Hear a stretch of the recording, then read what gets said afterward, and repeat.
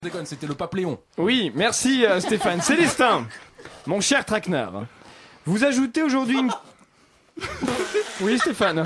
Non, rien du tout, Ce non, mec je est me suis complètement juste fou. pincé le prépuce. Lui aussi a Ok, pris j'ai perdu. depuis longtemps. Mais vous êtes circoncis, voyons. C'est pour ça que j'ai rigolé. Il y a un principe, quand le présentateur parle, on se tait. Oui, désolé monsieur. Parfait.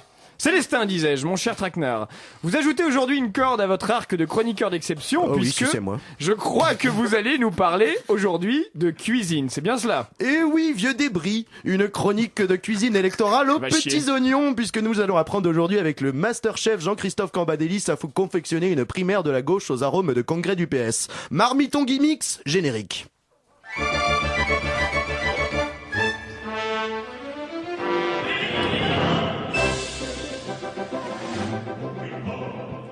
Chablisiens et chablisiennes gourmandes, bonsoir. Commençons tout de suite grâce aux bonnes conseillères du premier secrétaire du PS avec les ingrédients nécessaires. Aujourd'hui, nous allons faire une primaire du PS avec le goût de gauche. Pour réussir votre prouesse culinaire, il vous faudra un parti socialiste en décomposition, à la limite du comestible, un bouquet fleuri d'anciens ministres sociaux-libéraux, une pincée de candidats de partis satellites avec 3 adhérents, un assortiment de médias crédules, un seul brin de femme, attention surtout ne pas en mettre plus, un tamis de parrainage d'apparatchiks socialistes, un soupçon de défaitisme, beaucoup de colorants et surtout une bonne dose de conservateurs, et bien sûr 18 tonnes de langue de bois et 6000 litres de lubrifiant.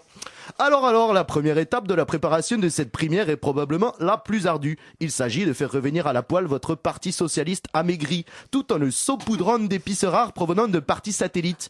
Faites rissoler à feu doux les 40 000 militants qu'il vous reste. Vous y incorporez un peu d'écologiste à la sauce libérale centriste.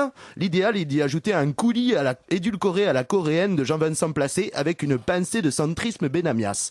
Laissez mijoter pendant 6 mois à couvert. Prenez à témoin des journalopes. Faites relire tout cela par leur patron milliardaire, ça ne devrait pas être difficile vu que 6 milliardaires contrôlent 90% de la presse. À la fin de la cuisson, vous constatez que votre parti socialiste est passé d'une coquille vide à coquille aromatisée au goût de gauche. Relooquez votre carcasse de parti en rouge et en vert, donnez-lui un eau ronflant pour faire croire que les pauvres vont se jeter sur votre primaire comme sur un kebab à 4h du mat. Un truc du genre magnifique coalition citoyenne ou alors belle alliance populaire.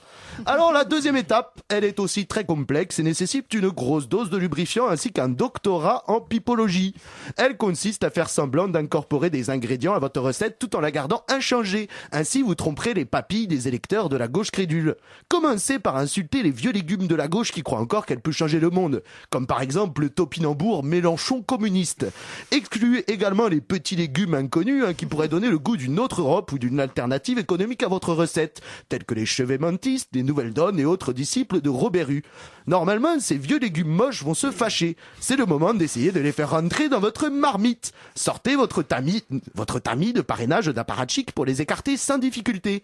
Enfin, prenez à témoin les journalistes précédemment évoqués, regrettez l'échec des négociations avec les vieux légumes tout en refermant le couvercle de la marmite. Écartez votre tamis et tentez d'y insérer du Macron à la sauce Medef sans condition. Échouez.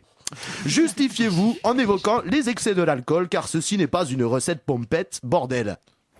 Nous sommes un peu victimes de notre succès. Tout le monde veut en être. Mais je tiens à dire que la primaire de la gauche, ce n'est pas open bar. Voilà, ce n'est pas open bar la primaire. Votre tambouille partisane est maintenant presque prête. C'est le moment d'incorporer des mâles quinquagénaires blancs. À ce stade, les critiques culinaires devraient normalement faire l'amalgame entre votre recette et la gauche tout entière. Le vieux légume Mélenchon fait des jeunes pousses dans son potager youtubesque? Ignorez-le superbement. Continuez par contre à vouloir y faire rentrer du Macron pour donner l'odeur de la modernité. Échouez encore.